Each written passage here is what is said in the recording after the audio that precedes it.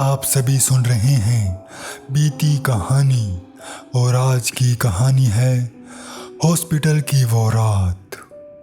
तो आइए सुनते हैं आज की कहानी। यह जिंदगी बहुत ही अजीब है। किस मोड़ पर हमें क्या दिखा दे कुछ मालूम नहीं। सुबह घर से निकलते हैं, शाम को लौटेंगे पता नहीं होता। यह जिंदगी हमें हर मोड़ पर आजमाती है कि हम कितने पानी में हैं। ऐसा ही एक किस्सा आज मैं आपको सुनाने जा रहा हूँ। मैं संजय आज आपको जो बात बताने जा रहा हूँ, यह घटना मेरे साथ आज से 5 साल पहले घटित हुई। उस वक्त मैं इस वाक़ये से बहुत ज़्यादा डर गया था। मुझे कुछ भी समझ नहीं आ रहा था कि मैं क्या करूं, किसे यह बात बताऊं। उस वक्त तो मैं यह बात किसी से नहीं कह पाया कि मेरे साथ क्या हुआ, लेकिन आज मैं आपको वह बात बताने जा रहा हूं। उस दिन मैं अपनी बाइक पर सवार हो घर की ओर लौट रहा था। मैं घर पहुंचने ही वाला था कि तभी मेरे फ़ोन की रिंग बजती है। मैंने रुक कर देखा तो मेरे दोस्त रिंकू का फ़ोन आ रहा था। मैंने फ़ोन उठाया तो आगे से रिंकू बहुत ही परेशान और घबराया हुआ लग रहा था। मुझे कुछ भी समझ में नहीं आया कि इसे क्या हुआ है, तो मुझे भी थोड़ी चिंता हुई। मैंने उससे पूछा कि क्या हुआ, तुम इतने घबराए हुए क्यों हो? तो उसने रोंदे हुए गले से कहा कि भाई का एक्सीडेंट हो गया है, तुम जल्दी से हॉस्पिटल आ जाओ। उसकी ये बात सुनते ही मैं भी घबरा गया।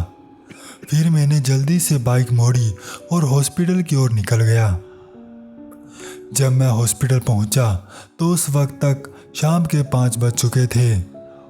मैंने अपनी बाइक पार्किंग में खड़ी की और रिंकू को फ़ोन मिलाने लगा, लेकिन उसका फ़ोन व्यस्त चल रहा था। तो ऐसे में मैं आगे बढ़ हॉस्पिटल के अंदर चला गया। हॉस्पिटल का माहौल बड़ा ही अजीब सा था। हर तरफ दवाइयों और सीलन की गंध आ रही थी जो मुझे परेशान कर रही थी, और ऊपर से चारों तरफ दिखते बीमार लोग जिन्हें देख एक अजीब सा एहसास हो रहा था। चारों ओर नकारात्मकता ही फैली हुई थी। ऐसे में किसी का भी मन उदास और विचलित हो जाए। मेरी आंखें यहाँ वहाँ बस रिंकू को ही खोज रही थी। मैं रिंकू को ढूंढ ही रहा था कि मेरा फ़ोन बजा। मैंने अपनी जेब से जब फ़ोन निकाला तो मैंने देखा कि रिंकू का ही फ़ोन आ रहा है।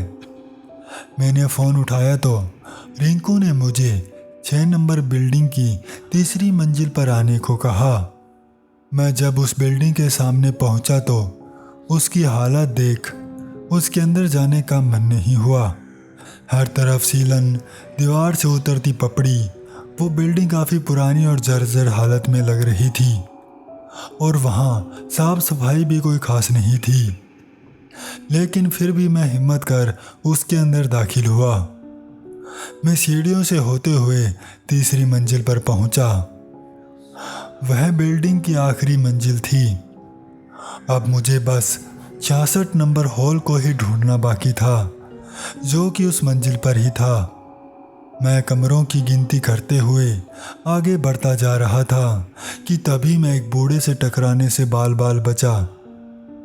उस बूढ़े ने बैसाखी ले रखी थी जिसके सहारे वो धीरे धीरे चल रहा था। जब मैं वहाँ रुका तो वह मुझे ही घूरने लगा, जैसे कि मैंने यहाँ आकर कोई गलती कर दी हो। उसकी आंखों से गुस्सा साफ साफ झलक रहा था, लेकिन मैं उसे नज़रअंदाज कर आगे बढ़ गया और मुझे 66 नंबर हॉल भी मिल गया। मैं जैसे ही उस हॉल के अंदर दाखिल हुआ तो लास्ट कोने में रिंकू एक बेड के पास खड़ा हुआ मुझे दिखाई दिया। वो बहुत ही दुखी और परेशान लग रहा था। दरअसल उसके बड़े भाई को चोट लगी थी, तो ऐसे में उसे कुछ भी समझ नहीं आ रहा था कि वह क्या करे। मैं उसके पास गया और दिलासा दिया कि सब ठीक हो जाएगा। मुझे देख वो थोड़ा भावुक सा हो गया। मैंने उससे पूछा कि अब हालत कैसी है, तो उसने बताया कि अब खतरे से बाहर है, लेकिन अभी तक होश नहीं आया है। मैंने कहा, कोई बात नहीं, होश आ जाएगा, तुम चिंता मत करो। उसके परिवार के काफ़ी लोग भी वहाँ आए हुए थे, तो ऐसे में मैं वहाँ ज़्यादा देर नहीं रुका और रिंकू के साथ बाहर आ गया ताकि उसका मन भी कुछ हल्का हो सके। मैं रात के 9 बजे तक वहीं था और अब मुझे लगा कि मुझे घर चलना चाहिए, तो मैं रिंकू के पास गया और उससे कहा कि मुझे अब चलना चाहिए। तो उसने कहा कि तुम आज रात मेरे पास ही रुक जाओ, मुझे कुछ भी समझ नहीं आ रहा कि मैं इन हालातों में क्या करूं। तुम रहोगे तो थोड़ा हौसला रहेगा मुझे। मैं वहाँ रुकना तो नहीं चाहता था, क्योंकि वहाँ मुझे बिल्कुल भी अच्छा नहीं लग रहा था। हर तरफ फैली दवाइयों और सीलन की गंध मुझे परेशान किए हुए थी। मैं जल्द से जल्द वहाँ से बस निकलना चाहता था, लेकिन रिंकू को इस हालात में अकेला भी नहीं छोड़ सकता था। मेरे पास वहाँ रुकने के सिवाय और कोई रास्ता नहीं था। मैंने घर पर फ़ोन किया और बताया कि मैं आज रात घर नहीं आ पाऊँगा। धीरे धीरे रात भी गहराने लगी थी। चारों तरफ खामोशी का मंजर था। पूरे हॉस्पिटल में सन्नाटा पसरा पड़ा था। लगभग हॉस्पिटल का स्टाफ जा चुका था। कुछ एक डॉक्टर और नर्सेस ही वहाँ रुके हुए थे, जिनकी रात की ड्यूटी थी। रात को यह हॉस्पिटल और भी डरावना और भयानक हो जाता है। हम दोनों दोस्त देर रात तक बातें करते रहे। रात के करीब 12 बजे रिंकू को नींद आने लगी तो वह हॉल के बाहर रखे बैठने वाले बेंच पर ही लेट गया और उसे वहाँ नींद भी आ गई। मैं उसके पास ही बैठा हुआ था। उस माहौल में नींद मेरे आसपास भी नहीं थी। मैं भी उसी के पास वाले बेंच पर सोने के लिए लेट गया, लेकिन वहाँ नींद आना मुश्किल था। लेकिन फिर भी मैं लेटा रहा। कुछ पल बाद एक आवाज़ ने मेरा ध्यान अपनी ओर खींचा। जब मैंने उठकर देखा तो एक चिड़िया खिड़की पर लगे कांच पर चोट मार रही थी। मैं उठ बैठा और उसे देखने लगा। वो उड़ती और उस कांच पर जाकर चोट करती। वो लगातार उस पर वार कर रही थी। ऐसा लग रहा था जैसे कि वह कांच उसका कोई दुश्मन हो और वो चिड़िया उस पर अपना पूरा गुस्सा निकाल रही थी। एक बार फिर उस चिड़िया ने उड़ान भरी और उस कांच पर वार किया, लेकिन इस बार वह कांच से टकराकर नीचे गिर गई। मैं उठा और देखने की कोशिश करने लगा कि क्या हुआ है। मैं जब उसके पास गया तो वह तड़प रही थी और उठकर उड़ने की कोशिश कर रही थी, पर उड़ नहीं पा रही थी। मैं आगे बढ़कर उसकी मदद करना चाहता था कि तभी मेरे कंधे पर किसी ने हाथ रखा तो मैं सन्न रह गया। मेरे पूरे शरीर में एक सिहरन सी दौड़ गई। अचानक आए सैलाब से मैं डर गया था। मैं देखने के लिए पीछे मुड़ा कि कौन है, तो मैं क्या देखता हूँ कि एक अधेड़ उम्र का व्यक्ति जो कि करीब 70 साल का रहा होगा, उसके बाल और दाढ़ी सफ़ेद थी, वो मुझे ही घूरे जा रहा था। उसने मुझसे पूछा कि तुम यहाँ क्या कर रहे हो, तो मैंने उसे बताया कि वो चिड़िया वहाँ पर तड़प रही है। तभी वह बीच में ही बोल पड़ा, कौन सी चिड़िया। मैं उसे बताने के लिए मुड़ा कि मैं क्या देखता हूँ कि वह चिड़िया तो वहाँ थी ही नहीं, वो वहाँ से गायब हो चुकी थी। और मैं जैसे ही उस बूढ़े इंसान की ओर मुड़ा तो मैं ये देखकर दहल उठा कि उस आदमी की पुतलियाँ बिल्कुल सफ़ेद थी। यह देख मेरे रोंगटे खड़े हो गए। मैं पूरी तरह से घबरा गया कि ये क्या हो गया। मैं अपने कदम पीछे हटाने लगा। वो आदमी एक ही बात बार बार दोहराए जा रहा था, कौन सी चिड़िया, कौन सी चिड़िया, कौन सी चिड़िया। मैं ये देख बहुत ज़्यादा डर गया था। मेरा दिल जोरों से धड़क रहा था। मैं किसी तरह उसके पीछे झांक कर अपने दोस्त रिंकू को बुलाने की कोशिश कर रहा था, पर वह बेफिक्र हो सो रहा था। मैं उसे चिल्ला चिल्ला कर आवाज़ दे रहा था और उसे उठाने की कोशिश कर रहा था, पर उसके कानों पर जूं तक नहीं रेंग रही थी। और वह बूढ़ा आदमी धीमे धीमे कदमों से मेरी ओर ही बढ़ता आ रहा था। मैं धीरे धीरे अपने कदम पीछे रख रहा था और उसे कह रहा था कि वहीं रुक जाओ, लेकिन वो मेरी ओर ही बढ़ता आ रहा था और उसकी आवाज़ भी धीरे धीरे तेज होती जा रही थी। और तभी अचानक मेरा पैर दीवार से टकराया। अभी तो पीछे हटने के लिए जगह भी नहीं थी कि तभी क्या होता है कि एक काली परछाई अचानक से उस आदमी के पीछे आ खड़ी होती है। उस परछाई की गहरी काली आंखों को साफ साफ देखा जा सकता था, जो मुझे ही घूरे जा रही थी। उसका वो रूप बहुत ही भयानक और रूह को कंपा देने वाला था। फिर उस परछाई ने अपना एक हाथ उठाया और उस आदमी के कंधे पर रखा और उस आदमी को तेजी के साथ खींचकर उस हॉल में ले गई जहां पर रिंकू का भाई एडमिट था। मैं तेजी से उस हॉल की ओर भागा और जैसे ही मैंने उस हॉल का दरवाज़ा खोला तो मैं क्या देखता हूँ कि वह परछाई रिंकू के भाई के बेड के पास ही खड़ी हुई है और मुझे ही देखे जा रही है, पर वह आदमी वहाँ नहीं था। तभी अचानक वह तेजी से मेरी ओर बढ़ी। अचानक झटके से मेरी आँख खुली। वो एक सपना था। मैं पसीने से भीगा उठा। मेरी सांसें तेज थी और दिल किसी ट्रेन के इंजन की तरह भागे जा रहा था। डर के मारे मैं इधर उधर देख रहा था। मैं जाग चुका था पर खुद को अभी भी सपने में महसूस कर रहा था। तभी पास ही सो रहा रिंकू उठा और उसने मुझसे पूछा कि क्या हुआ और यह तेरे चेहरे की हवाइयाँ क्यों उड़ी हुई हैं? कोई बुरा सपना देख लिया क्या?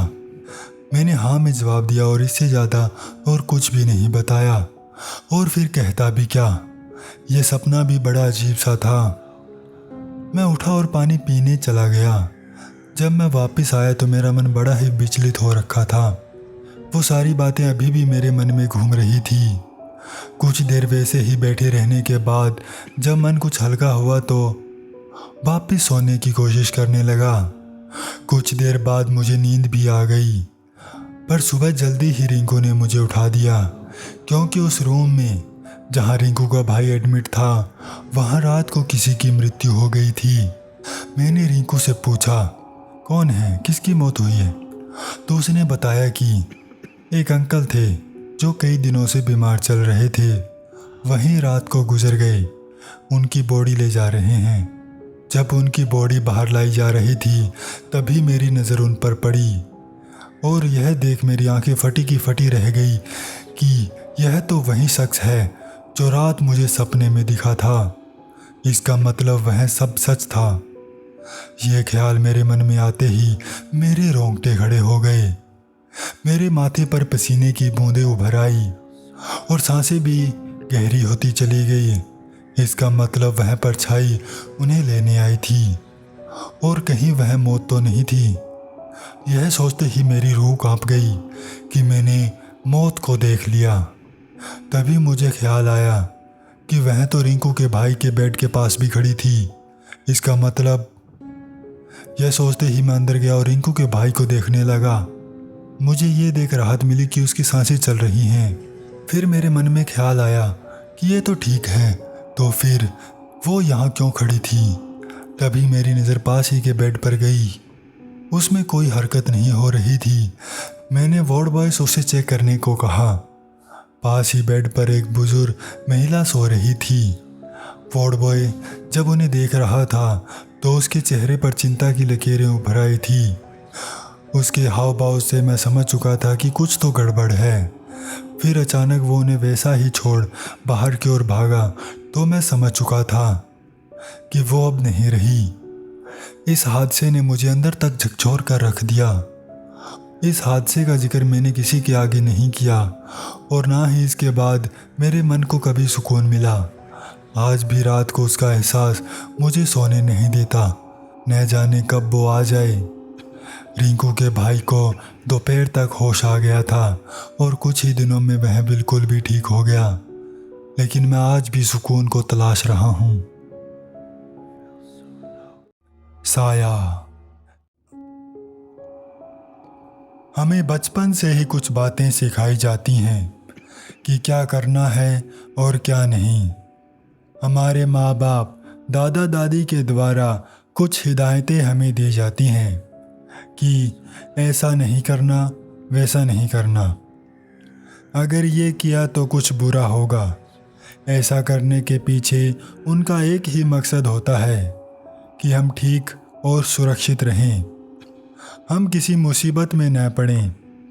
लेकिन जैसे जैसे हम बड़े होते हैं और हमें दुनियादारी की समझ आने लगती है, वैसे वैसे हम उन बातों को दकियानूसी या बिना सिर पैर की मान उनका मजाक उड़ाते हैं और उन्हें भूल जाते हैं, जिसका हमें आगे चलकर गंभीर परिणाम भोगना पड़ता है। ऐसा ही मेरे साथ हुआ जब मैंने अपने बड़े बुजुर्गों की बात नहीं मानी। मेरा नाम विशाल है और मैं राजस्थान का रहने वाला हूँ। मेरा कारपेंटर का काम है, जिस वजह से मुझे नई नई जगह पर काम करने के लिए जाना पड़ता है। यह घटना मेरे साथ आज से 2 साल पहले घटित हुई, जिसने मुझे अंदर तक झकझोर कर रख दिया। उस घटना से मैं बहुत ज़्यादा डर गया था। आज भी जब मैं रात को उस घटना को याद कर लेता हूँ तो डर के मारे मैं सो नहीं पाता। आज भी उसे याद कर मेरा दिल डर के मारे कांपने लगता है। उस दिन मुझे काम से लौटने में देर हो गई थी, क्योंकि जो काम मैंने ले रखा था उसे कुछ ही दिनों में निपटाना था, तो देर रात तक काम कर रहा था मैं। मेरे साथ मेरे कुछ साथी भी लगे हुए थे जो वह काम कर रहे थे। मैंने जल्दी जल्दी अपना काम निपटाया और एक लड़का जो मेरे साथ ही आता था उसे साथ लेकर वहाँ से निकल पड़ा। वहाँ से निकलते वक्त मैंने टाइम देखा तो रात के 8:30 हो रहे थे। मुझे 20 किलोमीटर का सफ़र तय कर अपने घर पहुँचना था। मैं और वो लड़का दोनों बाइक पर सवार हो वहाँ से निकल जाते हैं। वो एक छोटा सा गांव था जो कि खेतों से घिरा हुआ था और हमें खेतों से होते हुए ही आना और जाना पड़ता था। पूरा का पूरा रास्ता खेतों से घिरा और सुनसान था। लास्ट के 5 किलोमीटर का इलाका ही शहरी आबादी से घिरा हुआ था। बाकी का पूरा रास्ता खेतों के बीच से ही गुजरता था। चारों तरफ खामोशी का मंजर था, कोई आता जाता नहीं दिख रहा था। दूर खेतों में चलते हुए ट्रैक्टर की रोशनी कभी कभी हम पर पड़ जाती थी, जब भी वो हमारी ओर मुँह करते और उन पर लगे स्पीकरों की आवाज़ धीमी धीमी हमारे कानों में पड़ती रहती थी। हम दोनों काम की बातें करते हुए घर आ रहे थे कि कैसे जल्दी से जल्दी यह काम निपटा कर दूसरी जगह काम शुरू किया जाए। कुछ ही मिनटों के सफ़र के बाद हम शहर पहुंच चुके थे। मैंने उस लड़के को उसके घर छोड़ा और सीधे अपने घर की ओर चल दिया। जब मैं घर पहुंचा तो बच्चों ने मुझसे पूछा कि पापा इतनी देर क्यों हो गई, हम कब से आपका इंतज़ार कर रहे थे। मैंने टाइम देखा तो रात के 9:15 हो चुके थे। वैसे तो मैं रोज़ 7 सवा 7 घर पहुंच जाता था, तो मैंने बच्चों से कहा आज काम ज़्यादा था, इस चक्कर में मैं लेट हो गया। बच्चों ने मुंह फुलाते हुए कहा ठीक है, तो फिर लाओ हमारी आइसक्रीम। यह सुनते ही मुझे ध्यान आया कि मैं आइसक्रीम तो लाया ही नहीं, अब क्या करूं। मैंने बच्चों से कहा सॉरी बेटा, आज आइसक्रीम नहीं ला पाया। यह सुन बच्चों ने मुंह और फुला लिया। वो बोले एक तो आप लेट आए हो और ऊपर से आइसक्रीम भी नहीं लेकर आए, जाओ हम आपसे बात नहीं करते, हम कट्टी हैं आपसे। मैंने जैसे तैसे उन्हें समझाया और कल डबल आइसक्रीम का झांसा देकर उन्हें सुला दिया। मैंने अपने हाथ पैर धोए और खाना खाकर मैं भी सोने को चला गया। मैं गहरी नींद में सो रहा था कि तभी मुझे अजीब सा एहसास हुआ, जैसे कि कोई मुझे घूर रहा हो। इस एहसास ने मुझे बेचैन कर दिया और मेरी आंख खुल गई। मैं उठ बैठा। मैंने आसपास देखा तो वहाँ कोई नहीं था। तभी बाहर घर के मेन गेट पर मुझे कुछ हलचल सी महसूस हुई, जैसे कि बाहर कोई है और वह धीरे धीरे गेट के पास कुछ फुसफुसा रहा हो। यह सब मुझे कुछ अजीब सा लग रहा था। मेरे मन में ख्याल आया कि बाहर इस वक्त कौन हो सकता है। मैं बेड से उठा और धीरे धीरे बाहर जाने लगा। मैं गेट के सामने खड़ा था। मैंने धीरे से कुंडी की ओर अपना हाथ बढ़ाया। मेरा दिल जोरों से धड़क रहा था। डर के मारे मेरे हाथ भी कांप रहे थे।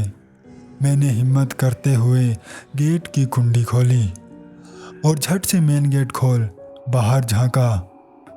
और जो मैंने देखा वो देख मेरी आंखें फटी की फटी रह गई। एक लंबा चौड़ा आदमी काले चादर कुर्ते में अपनी बड़ी बड़ी आंखों से मुझे ही घूर रहा था। उसके खुले लंबे बाल हवा में लहरा रहे थे। उसकी लंबी कुछ काली और कुछ सफ़ेद दाढ़ी थी और उसका वो डरावना चेहरा देख मुझे तो हार्ट अटैक आने को हो गया था। तभी मेरी आंखें खुल गई और मैं छत को देख रहा था। मैं उठ बैठा और तभी मेरी नज़र मेरे पैरों के पास गई। वहीं काले कपड़ों में शख्स मेरे पैरों के पास ही खड़ा था। यह देख मैं जोर से चिल्लाया।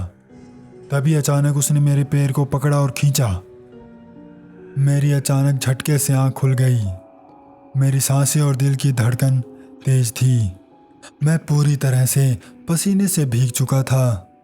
आंखें तो खुल गई थी पर मैं हिल नहीं पा रहा था। ऐसा लग रहा था जैसे कि मेरा शरीर जम गया हो। मैं उसी अवस्था में लेटा रहा।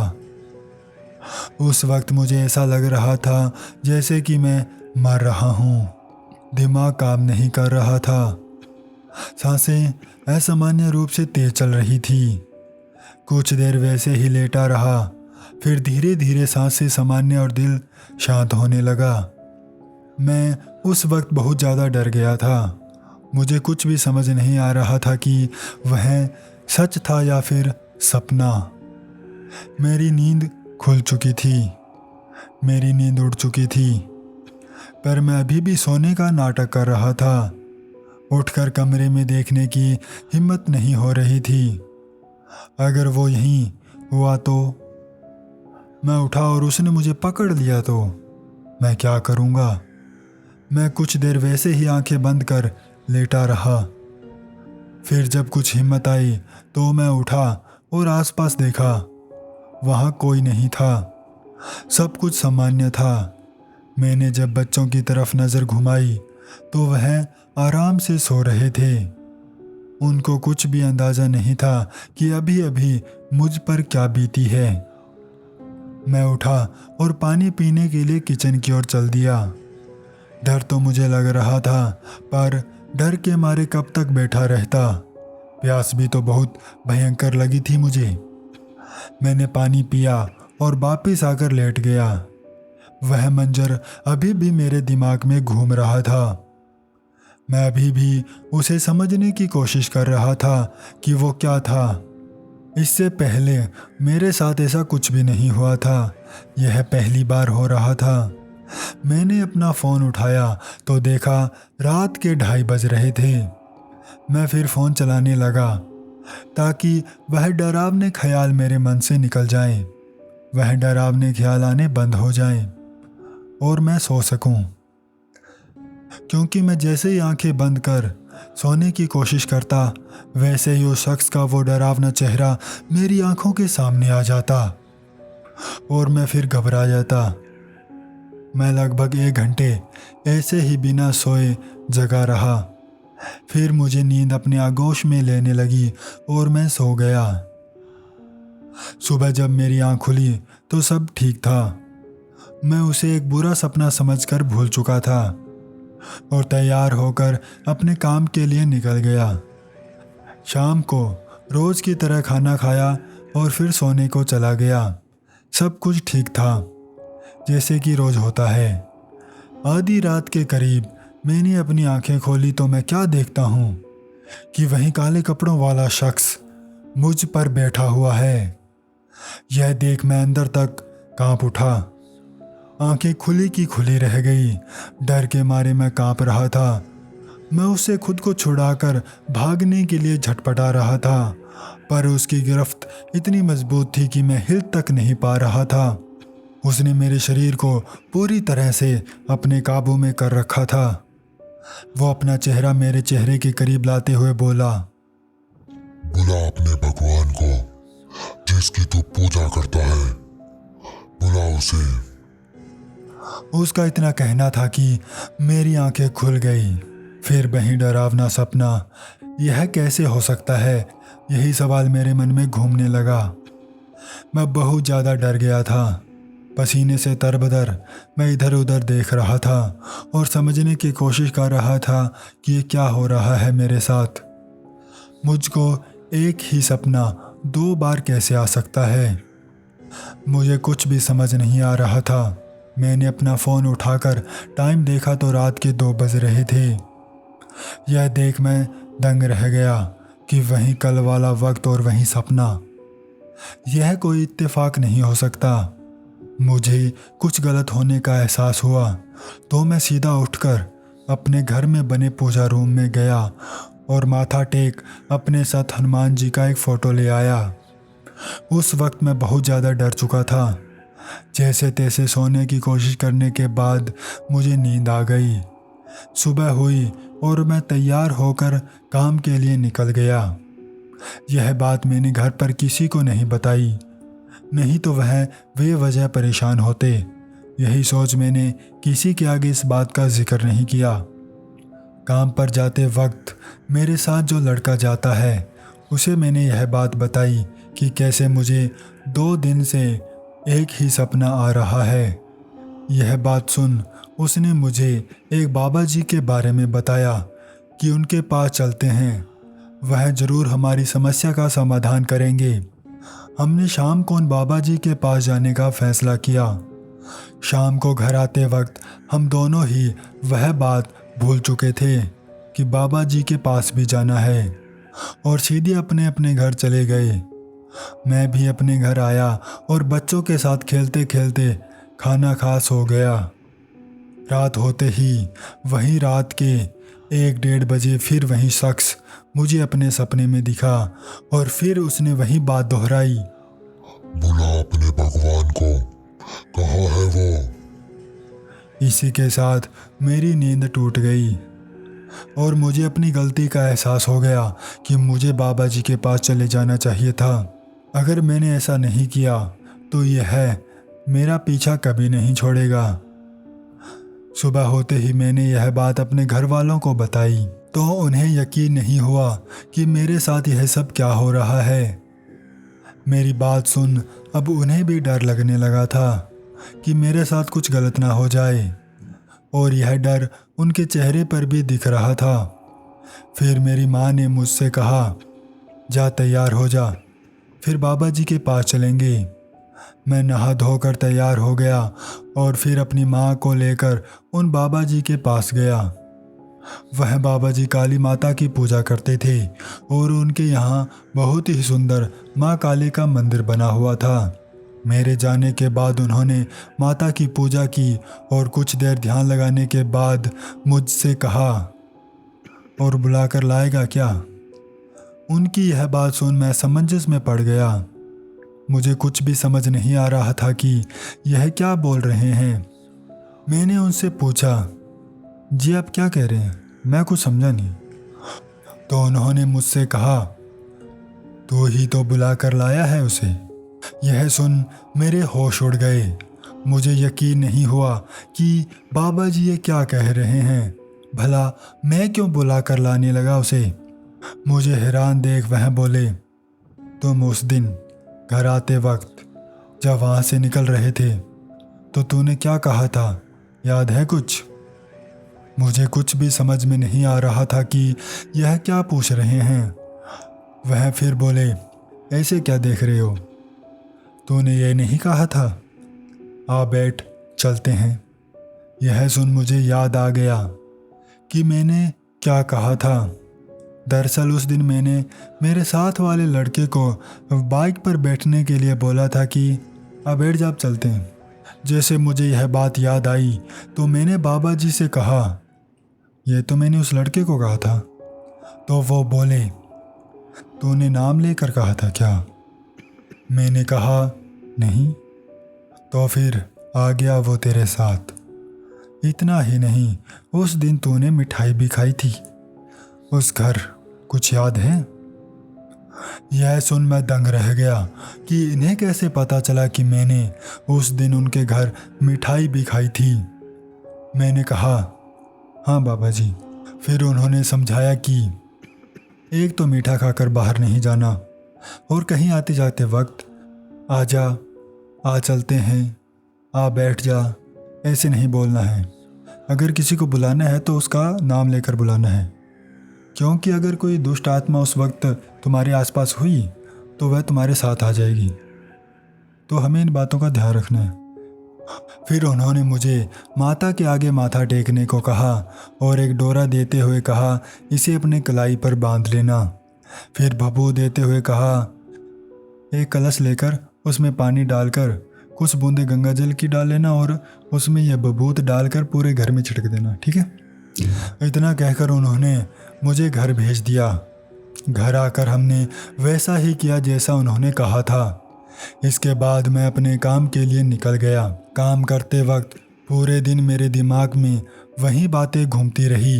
बाबा जी ने जो कहा था, वहाँ काम करते वक्त मुझे बार बार वही ख्याल आ रहे थे कि कहीं वह शख्स यहीं आसपास ही तो नहीं।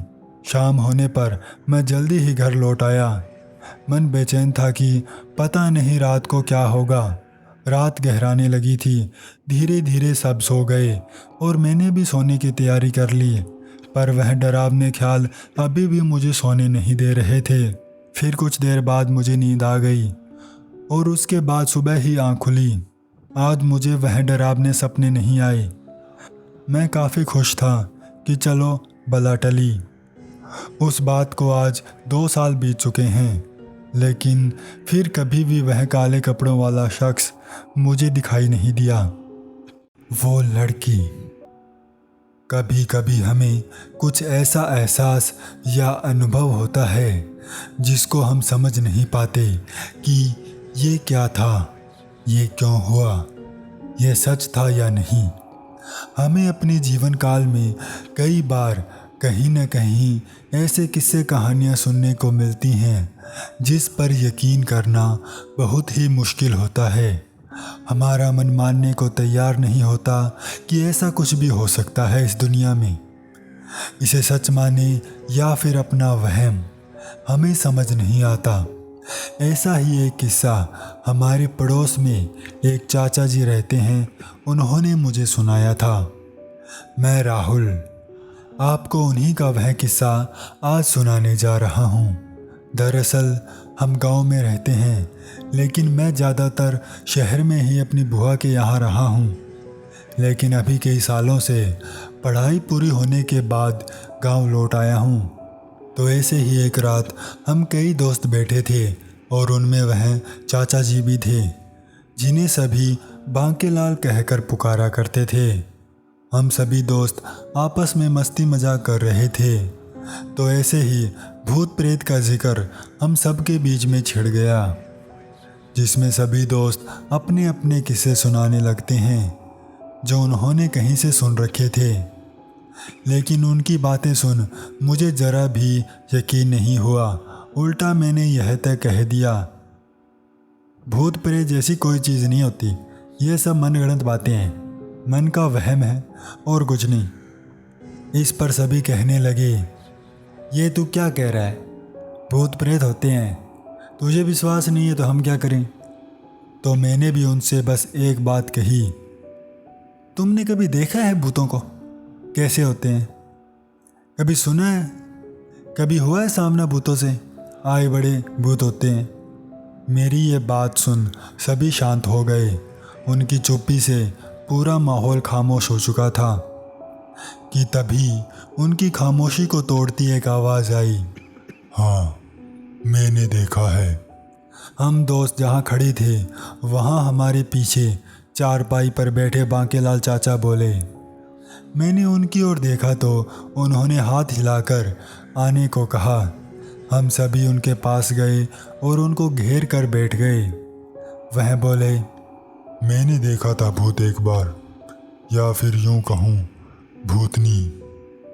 यह सुन हम सभी दोस्त चौंक पड़े और हैरानी के साथ चाचा को देखने लगे। हमारे मन में यह जानने की उत्सुकता बढ़ती जा रही थी कि उन्होंने क्या देखा और उनके साथ क्या हुआ था। तो मैंने पूछा, कब देखा आपने भूत और कहाँ पर? वह मेरी ओर देखते हुए बोले, ये बात आज से 10 साल पहले की है, जब मैंने उसे देखा था।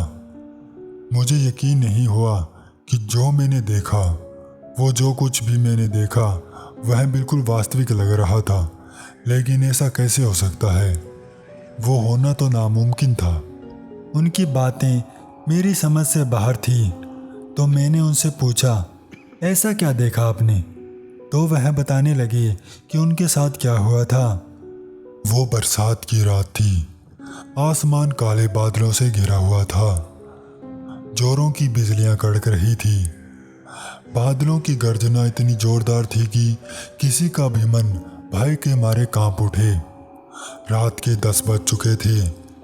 मुझे उस दिन गांव पहुंचने में देर हो गई थी, तो मैं जल्दी जल्दी अपनी साइकिल के पेडल मारता हुआ गांव की ओर लौट रहा था। एक तो मैं पहले ही लेट था और ऊपर से यह भयंकर मौसम, दोनों मिलकर मन में भय पैदा करने के लिए पर्याप्त थे। पूरा इलाका अंधकार में डूब चुका था, क्योंकि कुछ ही देर पहले मूसलाधार बारिश होकर हटी थी। तो ऐसे में बिजली विभाग ने पूरे इलाके की बिजली काट रखी थी। जैसा कि तुम जानते ही हो, गांव में आमदनी का कोई खास स्रोत नहीं है, तो गुजारा करने के लिए शहर जाना ही पड़ता है। तो मैं शहर में मजदूरी कर कुछ पैसे कमाने के लिए जाया करता था, ताकि घर का गुजारा ठीक से हो सके। उस दिन जहां मैं काम कर रहा था, वहां छत डाली जा रही थी और मौसम के खराब होने के कारण उस काम में देरी हो गई थी, जिस वजह से मुझे भी गांव पहुंचने में देर हो गई। 7-8 किलोमीटर का ही सफ़र था जो मुझे तय कर अपने गांव पहुंचना था।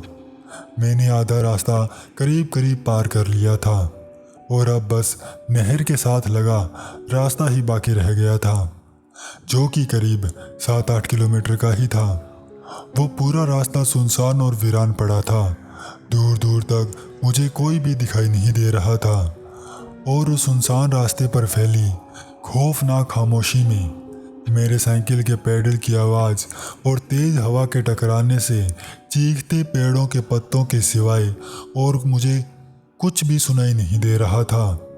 रास्ते में जगह जगह पानी जमा हो रखा था। मौसम एक बार फिर अपनी करवट बदल रहा था। बिजली फिर अपना रौद्र रूप दिखाने लगी थी। बारिश की हल्की हल्की बूंदें मेरे चेहरे से टकरा रही थी। ऐसा लग रहा था कि जैसे कुछ ही पलों में तेज वर्षा होने वाली है। यह सोच मैं तेजी से अपनी साइकिल भगाने लगा।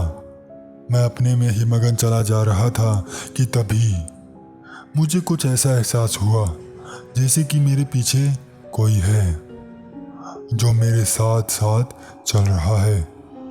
ये ख्याल मेरे मन में आते ही मैं एकाएक सचेत हो गया। मेरे कान और रोंगटे खड़े हो चुके थे।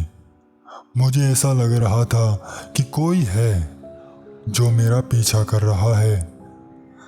इतना कहकर बांकेलाल चाचा खामोश हो गए। हम सभी दोस्त हैरानी और रोमांच से उन्हें देखे जा रहे थे। अब और हमसे रहा नहीं जा रहा था।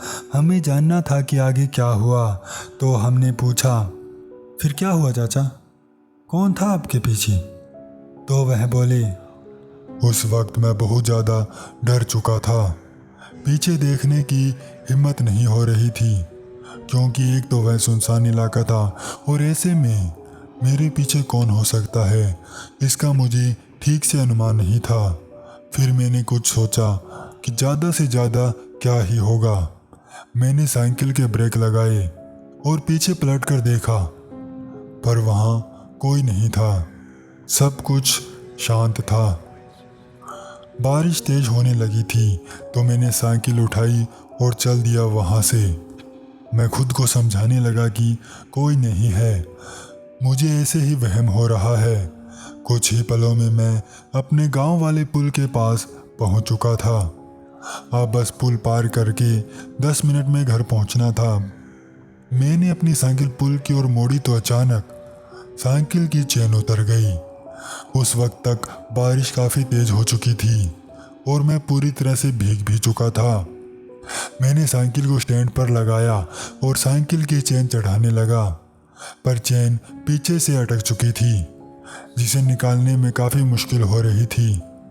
मैं चेन चढ़ाने में व्यस्त था कि तभी मेरे कानों में पायल की आवाज़ पड़ी, जो कि मेरे पीछे से ही आ रही थी। वो आवाज़ मेरे कानों में पड़ी तो मुझे ऐसा लगा कि पीछे कोई है। तो मैंने पलट कर देखा, पर वहाँ कोई नहीं था। फिर मैंने ध्यान से कान लगाकर सुना तो फिर वह आवाज़ मुझे दोबारा सुनाई नहीं दी। मुझे लगा कि मेरे कान बज रहे हैं, लेकिन कुछ ही देर बाद फिर वही आवाज़ मेरे कानों में पड़ी। तो मैं सचेत हो गया कि यह कोई वहम नहीं, कोई तो है मेरे आसपास। वह आवाज़ एक बार फिर आती है और फिर बंद हो जाती है। जब मैं आसपास देखता हूँ तो मुझे कोई भी दिखाई नहीं देता, लेकिन फिर जो हुआ उसने मेरे रोंगटे खड़े कर दिए। इस बार मैंने पायल की आवाज़ नहीं, बल्कि किसी के रोने की आवाज़ सुनी। ऐसा लग रहा था कि जैसे झाड़ियों में कोई रो रहा है। बारिश तेज थी, फिर भी रोने की आवाज़ मुझे साफ साफ सुनाई दे रही थी।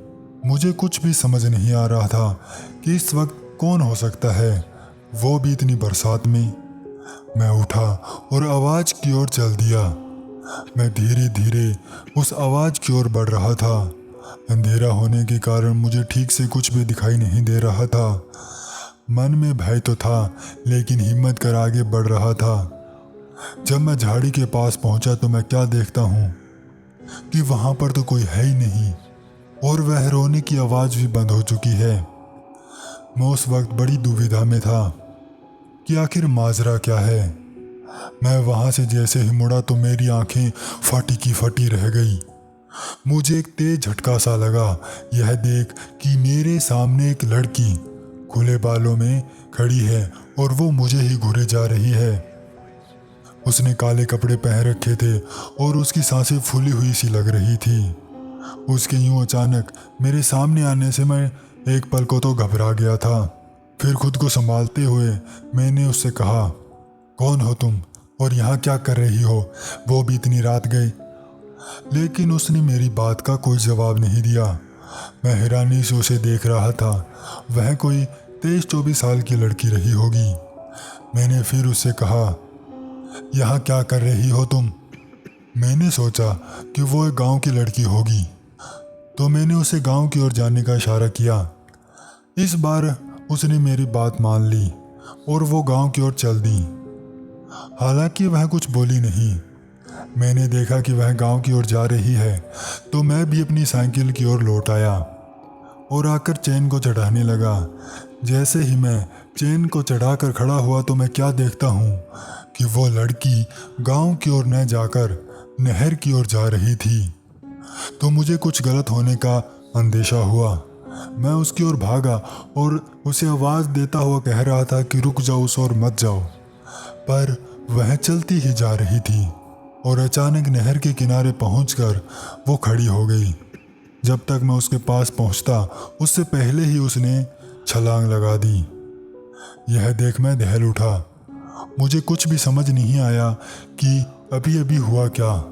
उस वक्त मैं कुछ भी सोच समझ नहीं पा रहा था कि ये सब क्या हो रहा है।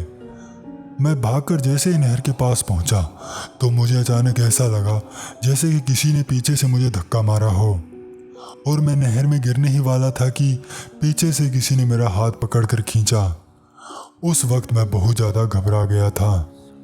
एक पल की देरी और मैं नहर में होता। तभी कोई बोला, पागल हो गए हो क्या? अभी नहर में गिर जाते। मैंने पीछे मुड़कर देखा तो अपने गांव का बलराम था जिसने मुझे गिरने से बचाया था। मैं कहने लगा कि अभी अभी एक लड़की ने नहर में छलांग लगा दी है, हमें उसे कैसे भी करके बचाना होगा। मेरी बात सुन वो बोला, कौन सी लड़की? यहाँ तो कोई लड़की नहीं है। मैंने उससे कहा, अभी अभी मेरी आंखों के सामने एक लड़की ने नहर में छलांग लगा दी है, उसे बचाना होगा किसी तरह। उसने मेरी ओर देखा और मुझे अपने साथ नहर से दूर लाया और बोला, वो लड़की यही कोई 22-23 साल की थी? मैंने कहा हाँ। और उसके बाल खुले हुए थे और काले कपड़े पहन रखे थे। मैंने फिर हाँ में सिर हिलाया। फिर बलराम ने समझाया कि उस लड़की ने छलांग मारी थी, पर आज नहीं बल्कि 5 साल पहले, और वो मर गई थी। और अभी भी वो रात को कई बार छलांग मारती हुई लोगों को दिखाई देती है। कुछ समझे? उसकी यह बात सुन मैं तो स्तब्ध रह गया। मुझे कुछ भी समझ नहीं आ रहा था कि मैंने अभी अभी जो देखा वह क्या था। इतनी स्पष्ट हकीकत की उसे झुटलाया ही नहीं जा सकता। फिर वह बोला, आ चल गांव चलते हैं। चाचा की यह बात सुन हम सभी दोस्त हैरान थे। ऐसा सच में हो सकता है कि एक मरा हुआ शख्स हमें फिर दिखाई दे?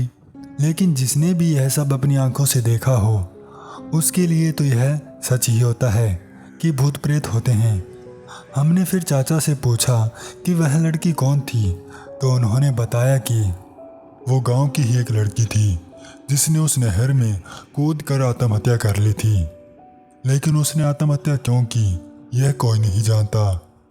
ये बात आज से 15 साल पहले की है, जब वो लड़की रात को नहर में जाकर आत्महत्या कर लेती है। उसके मरने के बाद कई बार लोगों ने उसे वहाँ टहलते हुए और नहर में छलांग लगाते हुए देखा है। ऐसा लगता है जैसे वह अभी भी उस जगह पर फंसी हुई है, उसे अभी भी मुक्ति नहीं मिली है। ये सब सुन हम सभी गहरी सोच में डूब जाते हैं कि ऐसा कैसे हो सकता है। लेकिन मेरे दोस्तों को इस बात पर यकीन था कि ये सच है। लेकिन मैं अभी भी कुछ समझ नहीं पा रहा था, क्योंकि मुझे इन चीज़ों पर ज़्यादा विश्वास नहीं है। लेकिन अगर गांव वालों को लगता है कि वह सच है तो इतने लोगों को वहम नहीं हो सकता। कुछ ना कुछ तो रहा होगा वहाँ जिसे हम कभी नहीं समझ पाएंगे, या फिर हम उसे समझना ही नहीं चाहते क्योंकि हम डरते हैं उसे अपनाने से। आपको ये कहानी कैसी लगी हमें ज़रूर बताएं।